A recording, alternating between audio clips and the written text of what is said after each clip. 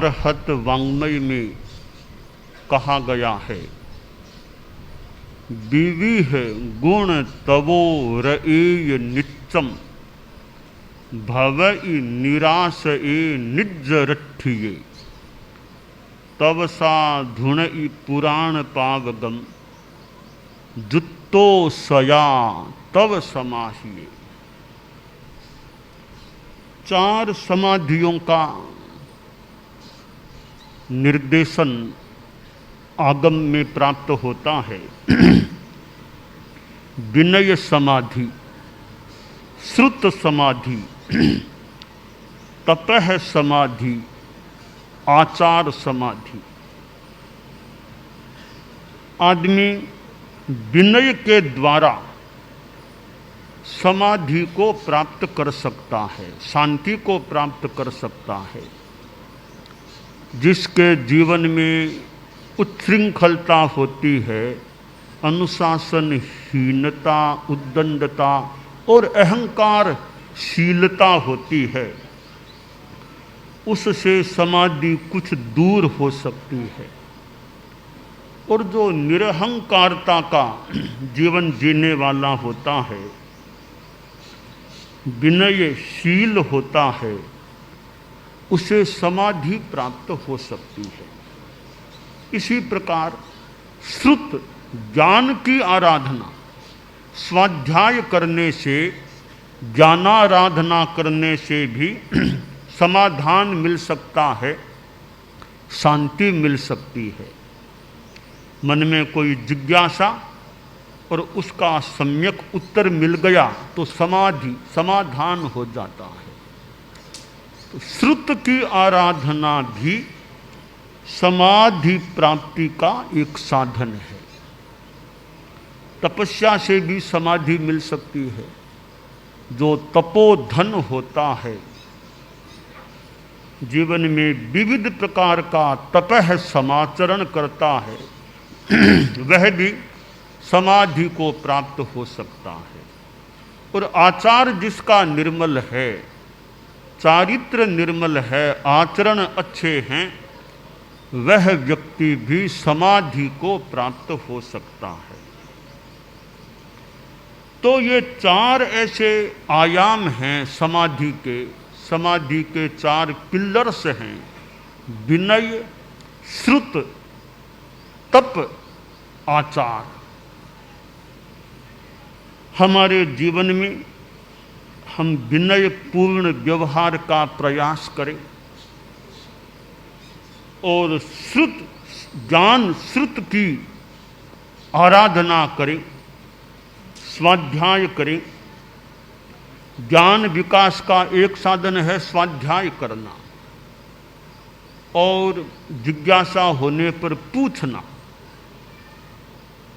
और इसी प्रकार तपस्या और आचार की आराधना की बात है। तपस्या भी एक समाधि का साधन है।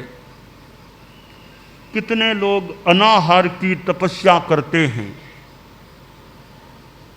जैन शासन में 28 कितनी होती हैं, मास खमन क्या और भी ज़्यादा की तपस्या भी होती है।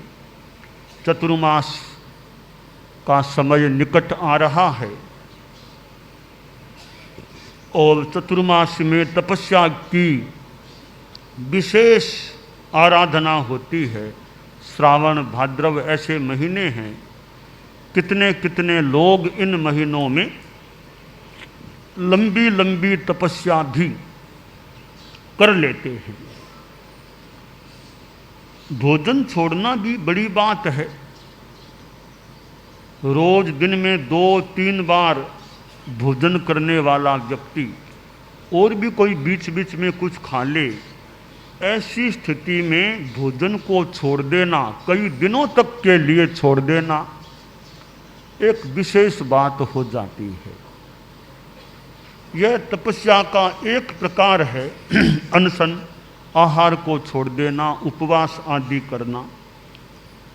तपस्या के और भी प्रकार हैं। मूल चीज तो है कसाय आदमी का कमजोर पड़े। गुस्सा, अहंकार, माया, लोभ, राग, द्वेष ये कमजोर पड़े, ये बहुत बड़ी या मूल चीज है कसाय का कम होना। इंद्रियाणी कसा एय गारवेय किसे कुरु नते वयम प्रशंसा मो किसम साहु शरीर गम।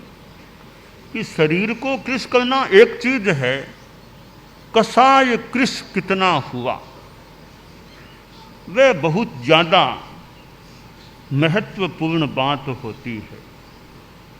अनाहार की तपस्या भी बड़ी बात है, पर वो भी हमारे कसायों को कम करने में सहायक बने, यह खास बात है। भोजन करते करते भी संयम रखना, उनोदरी करना, वह भी एक तपस्या है। भोजन सामने पड़ा है, मनोज्ञ पदार्थ हैं, फिर भी अल्पीकरण ज़्यादा नहीं खाना, वो भी एक अच्छी साधना होती है।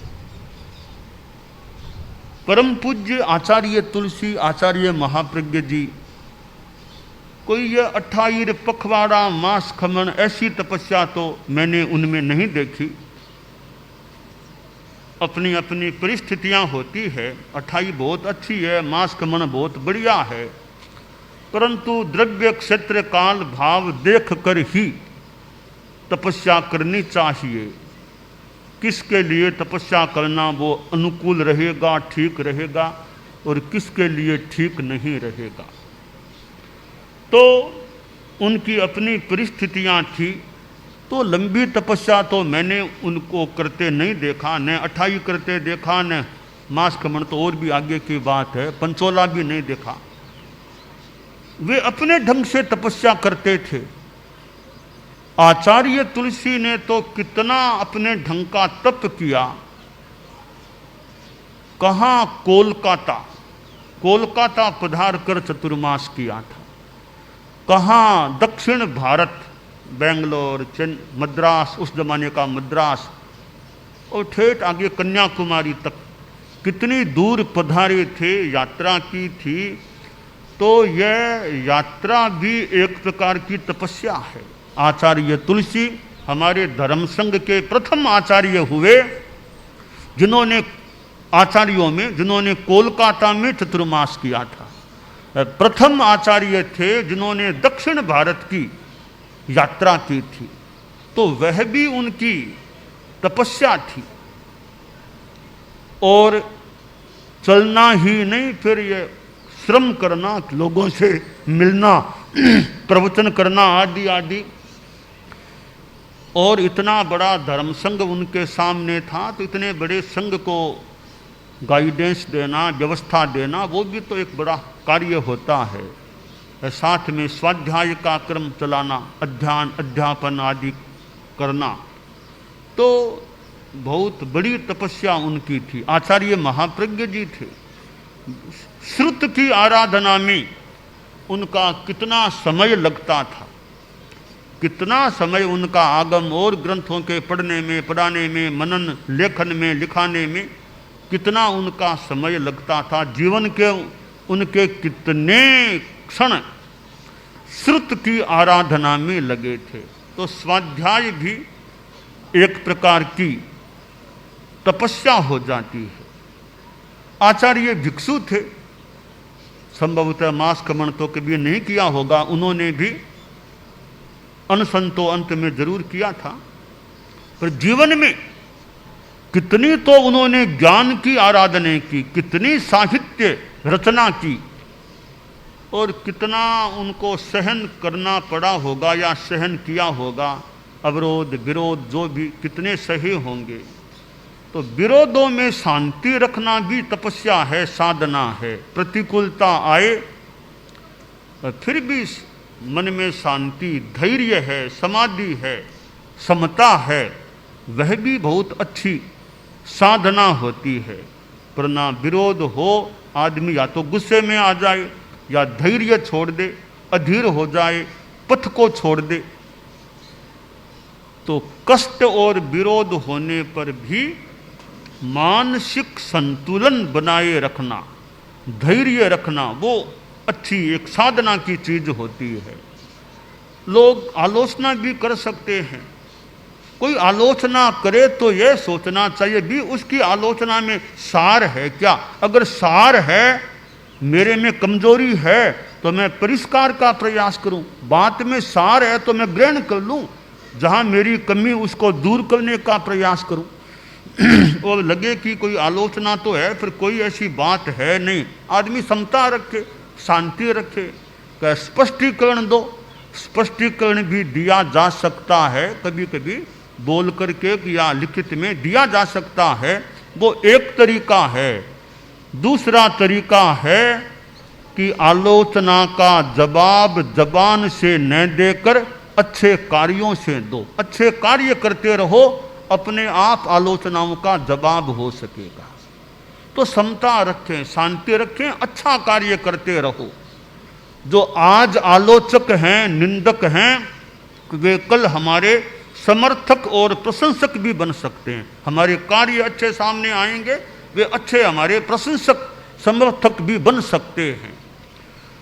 तो यह सहन करना भी एक अच्छी साधना है कि अनुकूलता प्रतिकूलता जो भी स्थिति आ गई, शांति रखो, समता रखो, गुस्सा नहीं, आवेश नहीं। किसी ने कुछ कहा तो कह दिया, विरोध करने वाले के प्रति भी अमंगल भावना नहीं, उसके प्रति भी द्वेष नहीं करना चाहिए। वो शांति रखो, सबके प्रति मंगल भावना करो, मेरा भी मंगल हो और आपका सबका मंगल हो। यों सबके प्रति जो मंगल भावना रखता है, यह भी कितनी अच्छी साधना हो जाती है। तो तपस्या एक ऐसा तत्व है जिससे समाधि मिल सकती है, शांति मिल सकती है। तो ये उपवास आदि भी बड़ी तपस्या है। और ये चतुर्मास लगने वाला है। चतुर्मास लगते समय तेले भी होते हैं, कई लोग, बहुत लोग करने वाले तेले भी करते हैं। तो अनेक रूपों में तपस्याएं हो सकती हैं, जिससे जो हो सके वो आदमी करे। एक कदम आगे बढ़ाने का प्रयास करे कि उपवास कर सकता हूँ, अनुकूलता हो तो एक कदम आगे बढ़ाओ, कभी बेला कर लो कि बेला कर सकता हूँ, एक कदम आगे बढ़ाओ, कभी तेला कर लो। तो एक एक कदम आगे बढ़ाने से आदमी बहुत आगे बढ़ सकता है। चिंटी चलती है, कितनी एक छोटी, कितनी मंद गति होगी चिंटी की। संस्कृत में कहा गया, गच्छन पिपीलिका याति योजनानाम शतान्यपि अगच्छन वैनतेयोपि पदमेकम न गच्छति। कि चलते चलते चींटी सैकड़ों योजन जा सकती है। और न चलने वाला, तीव्र गति वाला गरुड़ है, पर चलता नहीं है तो कहीं भी नहीं पहुंच पाएगा। इसलिए चलते रहो, जितना हो सके चलो। चरैवेति चरैवेति चरन वै मधु बिंदते। चलते रहो, पुरुषार्थ करते रहो, प्रयत्न करते रहो। जीवन में सफलता न भी मिले कभी कभी तो जल्दी सी निराश नहीं होना चाहिए। ठीक है, इस बार सफलता नहीं मिली, और प्रयास करें, अगली बार मिल जाए, अगली और आगे मिल जाए। तो जब तक अवकाश है प्रयास करते रहो। झटपट निराश होकर आदमी को नहीं बैठना चाहिए। पुरुषार्थ की लो जलाते रहो, पुरुषार्थ का दिया जलता रहे, प्रयत्न करते रहो। लड़का रात को पढ़ रहा था, परीक्षा के दिन सामने थे, 11:30 बज गए, लड़का फिर भी पढ़ रहा था। तो कहते हैं वो सरस्वती देवी ने देखा, रे इतनी देर हो गई, अभी तक बच्चा पढ़ रहा है, फिर सोएगा कब। तो सरस्वती उसकी परिश्रमशीलता से प्रसन्न होकर हाजिर हो गई। बच्चा तो पढ़ने में था, देखा ही नहीं। तो सरस्वती बोली, मैं अपनी शैली में बताऊं बात को कि बच्चे से देखो मैं कौन हूं। तब बच्चे ने देखा कि माँ आप कौन। बोली कि मैं सरस्वती हूं। कि माँ बड़ी कृपा की, दर्शन दे दिए। सरस्वती बोली, रात के 11:30 से पार हो गया, अब तुम बंद करो, सो जाओ, नींद ले लो। बोले माँ मुझे तो परीक्षा सामने है, तैयारी करनी है ना। कहा नहीं कोई बात नहीं, मैं सरस्वती हूँ, ये विद्या जगत की मैं देवी हूँ, मैं तुम्हें वरदान देती हूँ, तुम भले पढ़ना बंद कर दो, अच्छे से अच्छे अंकों से पास कराने का जिम्मा मेरा है। बोला माँ बड़ी मेहरबानी है आपकी, इतना मुझे आश्वासन या वरदान दे रही हैं, पर मैं तो परिश्रम करना चाहता हूँ, मैं तो परिश्रम करूँगा, पढ़ूंगा, अपने श्रम से अंक पाऊंगा, तो पढ़ना नहीं छोड़ना चाहता, अभी और पढ़ूंगा। सरस्वती बोली भी मैं आई हूँ, कुछ तो मेरे से लो, मेरा सहयोग कुछ तो लो। तब विद्यार्थी बोला माँ इतनी इच्छा है, जिस दिए के प्रकाश में मैं पढ़ रहा हूँ, पुराने ज़माने में दिया, आजकल तो बहुत साधन है, पुराने ज़माने की बात दिए की, इस दिए में तेल डाल दो, दिया जलता रहे और मैं पढ़ता रहूं। सरस्वती ने देखा कितनी परिश्रमशीलता है, तो खैर स्वास्थ्य आदि का भी ध्यान तो देना चाहिए, परंतु परिश्रमशीलता आदमी में रहे, पुरुषार्थ रहे, वह दिया जले, इधर पुरुषार्थ का दिया जलता रहे, तो सत्य पुरुषार्थ करना भी अपने आप में एक तपस्या होती है। तो हमारा जीवन है वो तप की ज्योति से ज्योतित रहना चाहिए। तपो ज्योति हमारे जीवन में जलती रहे, अखंड ज्योति, अखंड ज्योति जलती है, ये अखंड ज्योति है हमारे जीवन में, यह तपस्या की साधना की अखंड ज्योति जलती रहे। और तो बाहर की ज्योति जले न जले, बाहर का दिया जले न जले, पर भीतर में यह ज्ञान की ज्योति, श्रुत की ज्योति और ये तपो ज्योति, ये ज्योतियाँ जलती रहें और हमारी चेतना आलोकित रहे और कभी परम स्थान मोक्ष को भी प्राप्त कर ले। तो यह तपस्या एक ऐसा विषय है कि जीवन में उपवास आदि भी तपस्या हो सकती है, नवकारसी हो सकती है, कोई कर सके तो सवेरे नवकारसी रख ली, छोटा सा तप है नवकारसी, न चाय पीना, न दूध पीना, न कुरला करना, नवकारसी। सूर्योदय के बाद एक मुहूर्त दिन चढ़े तब तक, रात के 12 बजे से सूर्योदय और फिर एक मुहूर्त 48 मिनट दिन चढ़े तब तक न खाना, न पीना, न मुंह में पानी लेना, न कुरला करना, एक नवकारसी का तप हो सकता है। और आगे तपस्या उपवास आदि किए जा सकते हैं।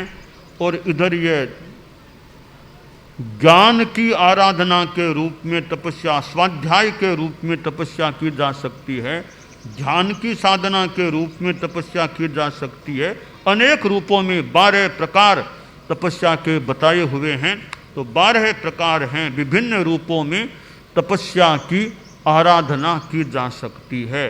पर तपस्या, साधना, ज्ञानाराधना, इनका एक परिणाम यह आना चाहिए, हमारे कसाय पतले पड़े, राग द्वेष हमारे कमजोर पड़े, मन में समता भाव का विकास हो, जीवन में शांति रहे, समाधि रहे।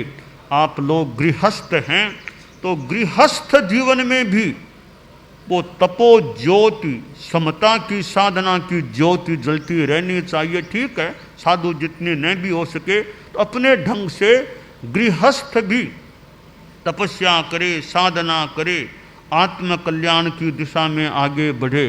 क्योंकि धन है वो तो इस जीवन तक अधिक से अधिक मान लो, आगे तो क्या काम आएगा धन, पर धर्म है वो आगे भी काम आ सकेगा। तो धन की अपनी सीमा है, धर्म एक संदर्भ में मानो असीम है, तो धन का संग्रह करने वाले गृहस्थ धर्म का संग्रह करने पर भी ध्यान दें कि धर्म का संचय हो रहा है या नहीं।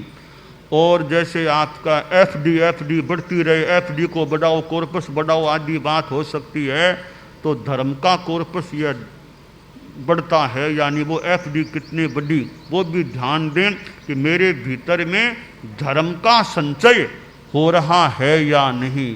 वो एफडी तो वो जीवन काल के बाद आपके तो क्या काम, आदमी के क्या काम आए, अगले वाले फिर भले काम ले लेंगे, पर ये धर्म की एफडी हो जाएगी, वो संपदा हो जाएगी, तो आगे भी काम आ सकती है। इसलिए कर्तव्यो धर्म संचय है, आदमी को धर्म का संचय करने का प्रयास करना चाहिए।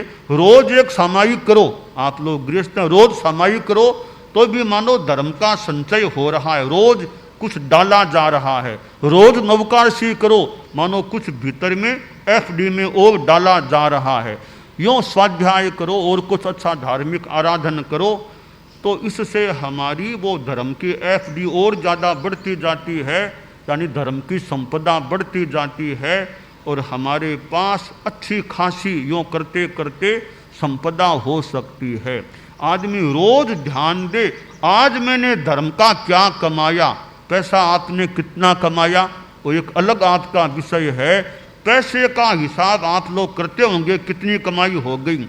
आदमी यह भी सोचे धर्म की कमाई कितने की। बरस के अंत में 31 मार्च आदि को आप लोग हिसाब किताब सारा देखते होंगे, तो धन का देखते हैं, यह भी सोचें धर्म का हिसाब किताब कब देखना, 31 मार्च कौन क्या होगी वो जब देखे आज इस वर्ष में मैंने धर्म का क्या किया, मैंने सामायिक कितने की, तपस्या कितने की, उपवास आदि किए कि नहीं किए, और कोई स्वाध्याय ग्रंथों का किया कि नहीं किया, इसका भी वो हिसाब किताब लगाया जाए।